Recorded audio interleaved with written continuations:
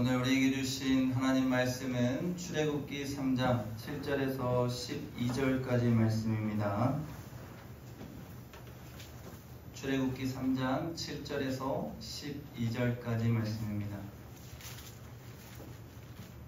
여호와께서 이르시되 내가 애굽에 있는 내 백성의 고통을 분명히 보고 그들이 그들의 감독자로 말미암아 부르짖음을 듣고 그 근심을 알고 내가 내려가서 그들을 애굽인의 손에서 건져내고 그들을 그 땅에서 인도하여 아름답고 광대한 땅, 젖과 꿀이 흐르는 땅, 곧 가나안의 족속, 헷 족속, 아모리 족속, 브리스 족속, 히위 족속, 여부스 족속의 지방에 데려가라 하노라. 이제 가라. 이스라엘 자손의 부르짖음이 내게 달하고 애굽 사람이 그들을 괴롭히는 학대도 내가 보았으니 이제 내가 너를 바로에게로 보내어 너에게 내 백성 이스라엘 자손을 애굽에서 인도하여 내게 하리라. 모세가 하나님께 아뢰되 내가 누구이기에 바로에게 가며 이스라엘 자손을 애굽에서 인도하여 내리이까? 하나님이 이르시되 내가 반드시 너와 함께 있으리라. 내가 그 백성을 애굽에서 인도하여 낸 후에 너희가 이 산에서 하나님을 섬기리니 이것이 내가 너를 보낸 증거니라. 아멘. 할렐루야. 사랑하는 성도 여러분, 오늘은 주연절 셋째 주일이고 설 주일입니다. 오늘도 주님을 사랑해서 하나님 전에 나와서 함께 예배드리는 여러분 모두에게 주님의 크신 은혜와 사랑과 축복이 함께 하시기를 주의 이름으로 간절히 축원합니다. 더불어서 설 명절을 맞아서 다시 한번 주님의 크신 은혜와 복이 여러분의 가정 가운데에, 자녀들 가운데에 넘쳐날 수 있기를 간절히 소망합니다. 오늘은 하나님이 하시는 일이라는 제목의 말씀으로 함께 은혜를 나누기 원합니다. 여러분, 오늘은 모세를 통해 하나님이 하시는 일에 대해서 함께 생각해보는 은혜가 있기를 원합니다. 여러분, 하나님이 모세를 미디안 광야에서 부르시며 그에게 하나님이 주시는 사명을 내려주십니다. 여러분, 오늘 말씀을 시작하며 먼저 말씀 가운데에 나오는 모세의 입장에서 우리가 한번 생각해 보기 원합니다. 모세가 하나님의 부르심을 받을 때에 그 마음이 어땠을까요?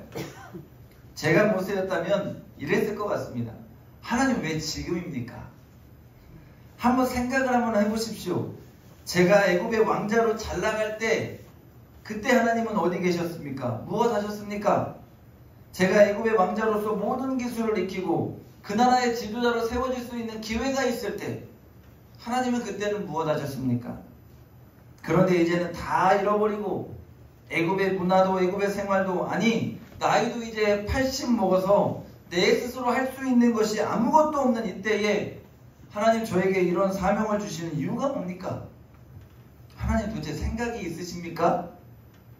아마 이것이 제가 추측컨대 오늘 말씀 가운데 나오는 모세의 속마음이었을 것입니다. 오늘 하나님의 사명이 여러분 무엇인가요? 7절입니다. 하나님이 애굽 사람의 고통을 분명하게 보았고 그들의 부르짖음을 듣고 그 근심을 알았다는 것입니다. 그리고는 내가 내려가서 그들을 이끌고 아름답고 광대한 땅, 젖과 꿀이 흐르는 가나안 땅으로 그 백성을 데려가라는 것입니다. 이것이 하나님의 사명입니다. 여러분, 사명이라는 것은 내가 결정하는 것이 아니라 하나님이 결정하는 것입니다. 오늘 우리가 알아야 할 것은 사명이라는 것은 하나님이 주시면 반드시 하나님은 그에 따른 책임을 지어주십니다. 오늘 12절에 보세요. 내가 반드시 너와 함께 있으리라고 약속해 주십니다. 그런데 영향이 안 된다고 모세는 스스로가 판단한 거예요. 하나님 저는 살인자예요. 하나님 저는 노인이에요. 하나님 저는 별 볼 일도 없는 사람이라고 그렇게 스스로를 여기면서 나는 할 수 없습니다. 스스로가 결정하고 있습니다. 속된 말로 세상에서 잘 나갈 때 그때가 내 인생의 40년 그 세월이었습니다. 남부러울 것이 없었고 누구하고 견주어도 자신이 있던 시절이 있었습니다. 그런데 하나님은 그런 모세가 자신의 정욕을 절제하지 못하고 살인자요 도망자로 살아갈 때 그때는 하나님은 그 앞에 나타나지 않으셨습니다. 어디에 계셨는지 그런 모세를 신경 쓰지 않으셨다는 거예요. 그리고 40년의 세월을 미디안 광야에서 마치 본인이 느끼기에는 허송세월이에요.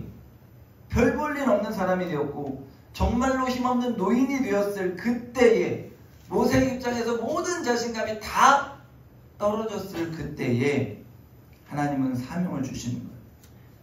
그러니 그 사명이 너무도 버겁습니다. 내가 감당할 일이 아닙니다. 이건 내가 한 해 교회 봉사하는 그런 정도의 일이 아니라는 거예요. 생명을 걸지 않고는 감당할 수 없는 일이고 내 역량의 최대치를 발휘한다고 해도 도무지 가능성이라는 것이 보여지지 않는 일입니다. 그런데 하나님이 그런 모세에게 약속하죠. 내가 반드시 너와 함께하리라. 그리고는 두려워하고 겁내는 이 모세에게 하나님이 능력을 주십니다. 지팡이를 주시고 그에게 이적의 능력을 보이시면서 내가 전능하신 하나님이 너와 함께 한다는 것이 무엇을 의미하는지를 분명하게 보여주는 거예요. 그렇게 모세의 사명의 여정이 시작되는 것입니다. 나이 80의 인생 노년기에 그의 사명이 이제 시작됩니다. 사랑하는 여러분, 그 사명의 마무리가 어떻게 되었나요? 하나님은 모세와 함께 하셨고 모세를 도우셨고 그 약속을 지켜주셨습니다. 그를 통해 애굽에 10가지 재앙을 내리셨고 그를 통해 하나님의 놀라운 일들이 성취되게 하셨습니다. 이것이 하나님이 하시는 일입니다. 하나님은 말씀합니다. 너희의 미디안에서의 40년의 인생은 아무것도 아닌 것이 아니라 그 시간을 견디고 이긴 너에게 비로소 사명이 주어진다는 것입니다. 나는 아무 쓸모없는 사람이라고 나에게 이 40년은 허송세월과 같이 여겨지는 시간이라고 생각했는데 하나님은 그 시간을 통해서 모세의 힘을 빼셨고 그 시간을 통해서 하나님은 모세가 자신이 아닌 하나님 의지할 수밖에 없는 그러한 사람으로 하나님이 바꿔주셨다는 것입니다. 사랑하는 여러분, 오늘 이 모세의 이야기를 통해 우리가 3가지의 교훈을 함께 나누고자 합니다. 첫째는 하나님이 하시는 일을 판단하지 않아야 합니다. 우리 한번 따라해 볼까요? 하나님이 하시는 일을 판단하지 않아야 합니다. 여러분, 우리는 우리 스스로가 하나님이 하시는 일을 판단할 때가 많습니다. 이건 될 것 같고 저건 안 될 것 같고 내 스스로가 감독관이 되어서 내 스스로가 결정하고 판단할 때가 너무도 많아요. 모세도 그랬습니다. 오 주여, 보낼 만한 자를 보내소서. 하나님이 하시겠다고 하는데 뭐예요? 내 스스로가 나는 못합니다라고 가능성 없는 일이라고 스스로가 판단하고 있어요. 그런데 여러분, 그런 모세를 설득하고 격려하고 할 수 있는 가능성의 길을 열어가시는 것이 누구예요? 하나님이십니다. 하나님이 하시는 일이에요. 결국 여러분, 모세 80세에 그가 바로를 향해 나아가잖아요. 여러분, 누가 80의 노인이 최강국 애굽으로 가서 그 당시에 가장 강력한 왕인 바로 앞에 가서 그 바로를 설득하고 이스라엘 백성 200만의 대군을 이끌고 출애굽할 것이라고 생각했겠습니까? 아마 사명 붙들고 가지만 모세 본인도 못 믿었을 것이고 당시 그 누가 들어도 아니 노인 모세? 살인자? 도망자? 그가 애굽의 궁정으로 다시 들어왔다고? 그가 애굽이 바로 앞으로 나왔다고? 아마 누구도 그 일을 믿지 못했을 거예요. 그런데 누가 하시는 일이에요? 하나님이 하시는 일이에요. 하나님이 그 일을 행하시겠다고 약속하셨고 자신의 통로로 이 모세를, 부족한 모세를 사용하시는 거예요. 그랬더니 애굽에 감당하지도 못할 10가지 재앙이 내려지고 홍해 바다가 갈라지고 또한 출애굽 이후에는 하나님의 놀라운 이적과 기적의 역사들이 계속해서 그 민족 가운데에 일어나게 되는 거예요. 여러분, 감히 사람이 할 수 없는 놀라운 일들을 하나님이 행하십니다. 왜 하셔요, 여러분? 왜 이런 일을 만드십니까? 하나님이 하시겠다고 약속해 주셨어요. 하나님의 약속을 지키시고 모세와 함께 하시면서 하나님이 세운 이 구원의 계획이 성취되도록 그를 도와주시는 것입니다. 사랑하는 여러분, 오늘 우리의 믿음의 삶이 하나님이 하실 일들을 기대하는 삶이 되어야 하는 줄로 믿습니다. 하나님이 하시는 일을 감히 판단하고 내가 조절하려 하는 어리석음은 버려야 합니다. 그럼 우리가 해야 할 일은 뭔가요? 순종입니다. 한번 따라해볼까요? 순종합시다. 모세가 지팡이를 손에 들고 하나님의 이적을 경험하고 난 후에 한 일은 뭐예요? 순종입니다. 그때부터는 순종이 있는 거예요. 순종을 통해서 하나님은 그와 함께 하시며 그를 통해 일하신 것입니다. 여러분, 오늘 우리의 믿음이 순종하는 믿음이 되기를 원합니다. 제가 수없이 설교하면서 말씀을 드렸습니다. 순종이 뭐라고요? 내가 할 수 없는 일을 아멘하며 순종하는 거예요. 그게 진짜 순종입니다. 내가 믿어지지 않는 일에 아멘하는 것입니다. 내가 할 수 없다고 하는 일에 아멘하는 거예요. 내 생각으로 가능성이 없다고 여겨지는 그 일에 하나님이 알아 하시면 아멘하며 순종하는 것. 그것이 진정한 순종인 줄로 믿습니다. 사람의 생각으로는 그분의 넓고 깊고 위대한 뜻을 우리는 감히 판단하고 가늠할 수 없습니다. 그러니 여러분, 믿어지지 않습니까? 하나님의 뜻을 모르겠습니까? 그때는 순종하세요. 아멘하는 것입니다. 그때 하나님이 일하시는 것입니다. 나는 통로가 될 뿐이지 하나님이 나를 통해서 일하시는 거예요. 모세가 아멘하고 순종하고 나니까 그때부터 하나님이 일하시는 거예요.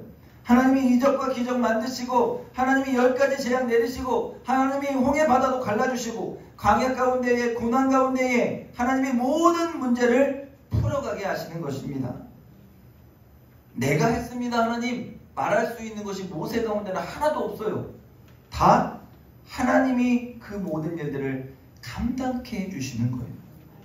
그러니 여러분, 오늘 우리도 내 삶 가운데에서, 우리 교회 가운데서, 우리 가정 가운데서, 우리 자녀 가운데서 하나님이 하실 일을 기대하는 삶을 온전히 살아내는 은혜와 축복이 있기를 주의 이름으로 간절히 축원합니다. 지난주에 우리가 요셉에 대해서 배웠습니다. 여러분, 요셉에게 있어서 가장 화려했던 시절은 아버지 밑에서 채색옷 입고 17살까지 아버지의 완벽하고 편애적인 사랑을 받으면서 살았던 그 시절입니다. 그 시절에 하나님은 요셉에게 꿈을 주시죠. 감히 생각해보지도 못했던 그런 꿈이에요. 그런데 요셉은 그 꿈을 형들 앞에서 당당하게 말했다가 애굽의 종으로 팔려갑니다.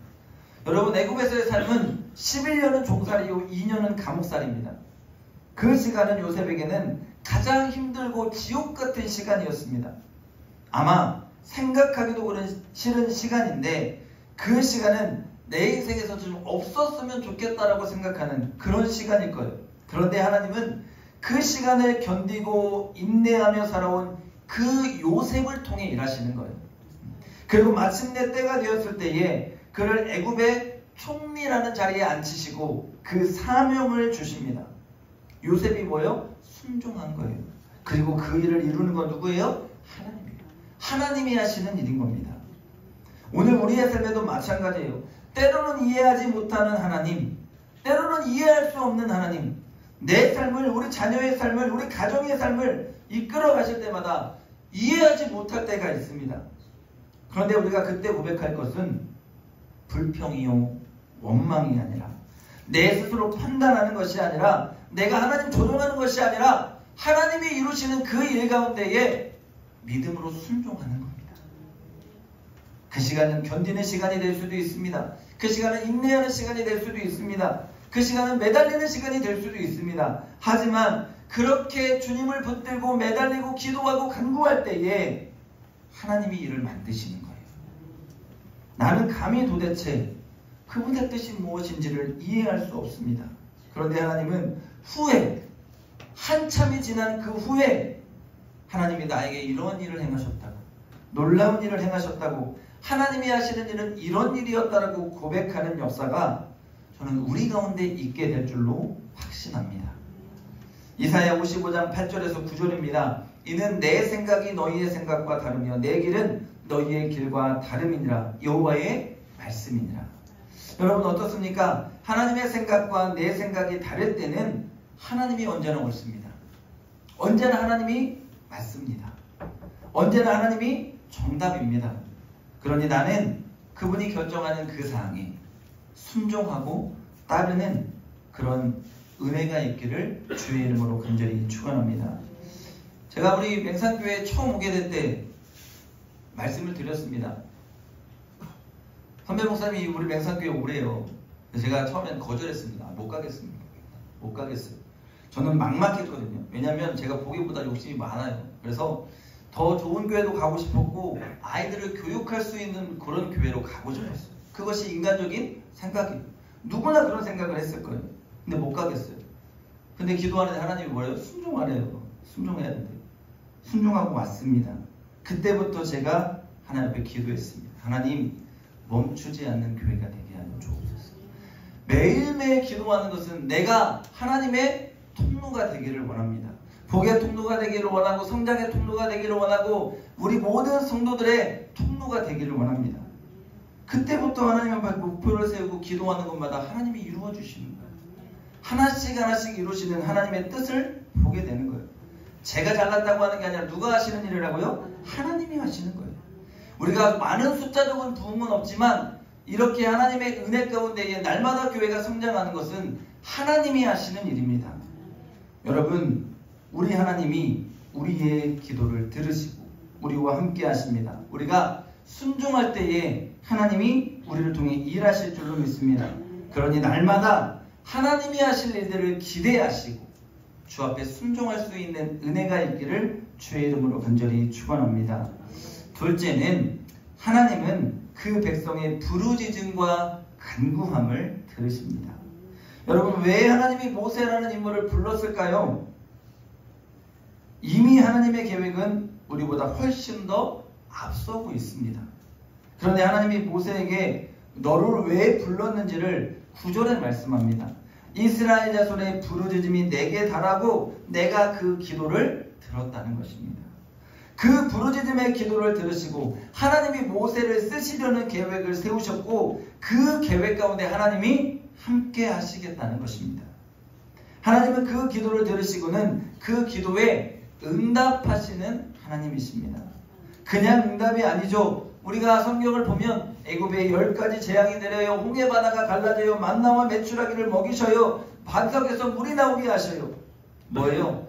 그 백성을 눈동자와 같이 지켜보시고 한시도 그 곁을 떠나지 않으시면서 그 백성의 기도에 분이 넘치게 응답해 주시는 하나님이라는 거예요. 오늘 우리의 믿음의 삶에 있어서 기도는 삶이 되어야 합니다. 오늘 내가 왜 기도해야 합니까? 전능하신 하나님이 그 기도를 들으십니다. 지금 바로 이루어지지 않는다고, 하나님은 안 듣는다고, 하나님은 나를 신경 쓰지 않는다고 생각하는 그런 인간적인 어리석음은 버려야 합니다. 하나님은 그 조상들의 부르짖음 가운데 그 기도를 들으셨고 430년의 역사를 깨시고 그들 가운데 모세를 보내셔서 함께 일해 주시는 것입니다. 당장 지금의 기도가 응답이 없다고 하나님 일하시지 않는 것 아닌가? 가장 좋은 것 나에게 주신다고 했는데 하나님이 일하시지 않나? 그러나 여러분, 가장 좋은 그때는 하나님이 아시는 거예요. 그때에 일하시는 하나님, 그때에 역사하시는 하나님임을 여러분 고백할 수 있는 은혜가 있기를 원합니다. 그렇다면 여러분, 이 사실을 믿는다면 우리가 지금 쌓아야 할 것은 기도의 보화입니다. 여러분, 저는 우리 맹산교회가 이렇게 평안한 것, 저희 교회가 이렇게 사랑이 넘치고 제가 여러분에게 사랑을 받고 있는 것, 저는 이 모든 것은 기도의 힘이라고 믿습니다. 여러분, 그 기도가 저를 살리고 그 기도가 우리 교회를 살림을 믿습니다. 만나는 사람마다 제가 하는 말은 뭐냐면 저를 위해 기도해 주세요. 우리 교회를 위해서 기도해 주세요. 지금도 뭐 전에 사역했던 교회의 권사님들, 집사님들 전화 오면 제가 우리 교회 위해서 기도해 주세요. 저를 위해서 기도해 주세요. 저한테 연락하실 때도 꼭 그렇게 얘기하셔요. 목사님 위해서 기도하고 있습니다. 그게 저는 제 목회의 힘이라고 믿습니다. 여러분, 우리 노 권사님들, 그 옛날에 이 제단 가운데서 철야하며 눈물로 기도했던 그 옛날의 기도는 지금 우리 가운데 역사하고 있습니다. 그 옛날 여러분이 은혜 받으면서 이곳에서 하나님을 부르고 찾으면서 하나님의 교회 위에서 눈물 흘렸던 것들, 하나님은 지금 멈추지 않고 이 교회 가운데에 역사하고 계시고 지금도 역사를 만들어내고 있는 줄로 믿습니다. 사랑하는 여러분, 그러니까 기도해야 합니다. 그러니까 지금 하나님이 하실 일을 믿고 하나님이 그 기도를 들으심을 믿고 나의 환경과 형편 가운데 지금도 역사하실 주님, 우리 교회 가운데 지금도 역사하실 주님, 그 주님과 소통하고 교제하며 여러분 기도가 삶이 되는 은혜와 축복을 누릴 수 있기를 주님의 이름으로 간절히 축원합니다. 전에도 제가 말씀을 드렸던 예화인지 모르겠는데요, 전에 섬겼던 교회의 노 권사님의 기도의 제목은 자녀가 믿음으로 서는 것이었어요. 늘 그 기도만 하시는 거예요. 자나깨나 그 기도만 하셨고 돌아가실 때 그 기도는 이루어지지 않았습니다. 그렇게 밤이고 새벽이고 기도하셨는데 그 기도의 소원이 열매를 맺지 못하는가 했습니다. 그런데 그 장례를 치르는데 그 권사님의 부부가 이렇게 말씀했습니다. 이제 우리 어머니의 빈자리를 우리가 채우겠습니다. 그 기도의 소원, 어머니가 임종하고 나서야 이루어졌어요. 그리고 그 부부가 그 교회의 권사가 되고 그 교회를 세우는 일꾼이 됩니다. 여러분, 하나님의 응답의 때는 우리가 판단할 수 없습니다. 그렇게 기도할 그때 역사하면 되잖아요. 하나님, 내가 그렇게 부르짖을 때 역사 좀 해주시면 되잖아요. 그런데 하나님은 모세도 미디안의 40년을 견디고 나서 감히 상상할 수 없는 그때에 하나님이 일하셨어요. 요셉도 감히 애굽의 총리라는 자리에 나설 수 없는 죄인 되었을 그때, 감옥에 있을 그때에 하나님이 그를 부르셔서 일하셔서 애굽의 총리의 자리에 앉히며 사명을 주셨어요. 사랑하는 여러분, 기도합시다. 반드시 기도는 이루어지며 반드시 하나님이 그때를 주십니다. 여러분, 이제 설 명절입니다. 여러분, 자녀를 놓고 기도하시기 바랍니다. 하나님이 이루실 것입니다. 하나님이 모세와 함께 하시며 그 백성을 출애굽시킨 것이 그들의 조상들의 부르짖음과 눈물의 기도의 결과이듯 오늘 여러분이 기도할 때에 하나님은 반드시 그 기도에 응답하셔서 여러분의 자녀와 가정에 놀라운 역사, 내가 생각하지도 못한 일들을 행하시며 일하시는 하나님을 경험케 하실 줄로 믿습니다. 늘 깨어서 자녀를 위해, 가정을 위해서 기도할 수 있는 기도하는 어머니, 기도하는 아버지가 될 수 있기를 주의 이름으로 간절히 축원합니다. 끝으로 여러분, 하나님이 이렇게 모세에게 사명을 주고 그들을 이끌어내게 하시는 것은 그들의 예배를 받기 위함이었습니다. 12절에 보면 그 백성을 애굽에서 인도하여 낸 후에 너희가 이 산에서 하나님을 섬기리니 이것이 내가 너를 보낸 증거라고 합니다. 하나님 섬기는 게 뭐예요? 섬기다가 예배하다라는 뜻입니다. 여러분, 오늘 우리의 예배를 하나님이 받기 원하십니다. 그 예배를 위해서 역사를 만드시는 하나님입니다. 여러분, 애굽의 땅, 우상에 찌든 땅에서는 하나님을 온전히 예배할 수 없다고 믿었기에 하나님은 그 백성을 통해 예배를 받으시려고 불가능을 가능하게 하시며 하나님이 하시는 일들을 바라보게 하시는 것입니다. 오늘 우리의 삶에 있어서 정말로 하나님이 원하시는 것이 무엇일까요? 우리가 부자 되는 것이겠습니까? 우리가 세상 가운데서 높아지는 것일까요? 아니에요. 하나님이 진정으로 원하시는 것은 우리가 하나님을 사랑해서 하나님을 예배하는 것입니다. 그렇다면 우리의 삶에 있어서 가장 하나님이 싫어하는 일은 무엇일까요? 하나님 만나는 이 예배를 방해하는 것입니다.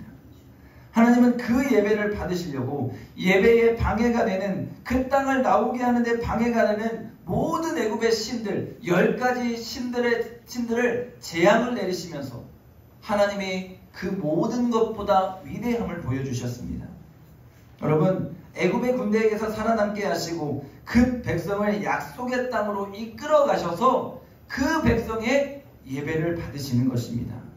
그럼 오늘 이 땅에서 우리의 삶에 예배를 방해하는 것이 있다면 하나님은 어떤 마음일까요? 우리가 믿음으로 그것을 이겨내기를 원하실 것입니다. 믿음으로 그것들을 버리기를 원하실 거예요. 그것이 여러분 무엇이건 여러분 믿음으로 승리하시기를 바랍니다. 진정 하나님이 원하시는 것, 하나님이 하시는 것을 제대로 보기 원한다면 하나님을 예배하는 참된 예배자로 이 땅을 살아내는 저와 여러분의 삶이 될 수 있기를 주님의 이름으로 간절히 축원합니다. 여러분의 직장도 자녀도 아니 그 어떤 무엇도 하나님보다 귀하면 안 돼요. 하나님을 예배하고 하나님을 높여드리는 것보다 앞서면 안 됩니다. 예배의 자리를 위해서 나와 하나님이 가장 귀하게 여기는 이 예배자로 우리가 바르게 설 수 있는 은혜와 축복이 있기를 주님의 이름으로 간절히 축원합니다. 여러분 말씀을 정리합니다. 하나님이 하시는 일, 그것은 사람이 감히 판단하지 못합니다. 오늘도 우리는 그 일을 기대하는 믿음의 사람이 되어야 할 줄로 믿습니다. 삶의 기도자가 되어서 날마다 하나님의 이름을 부르고 찾고 주님과 소통하고 교제하십시오. 기도로 여러분 하나님 앞에 한 걸음 한 걸음 더 나아가시고 하늘에 여러분의 보화를 쌓아갈 수 있는 은혜가 있기를 원합니다. 그리고 하나님이 가장 기뻐하시는, 가장 원하시는 그 예배를 위해서 목숨 걸고 참된 예배자로 하나님을 인생의 최우선으로 여기며 살아가는 그런 믿음의 예배자가 다 될 수 있기를 주의 이름으로 간절히 축원합니다. 축원합니다. 기도하겠습니다.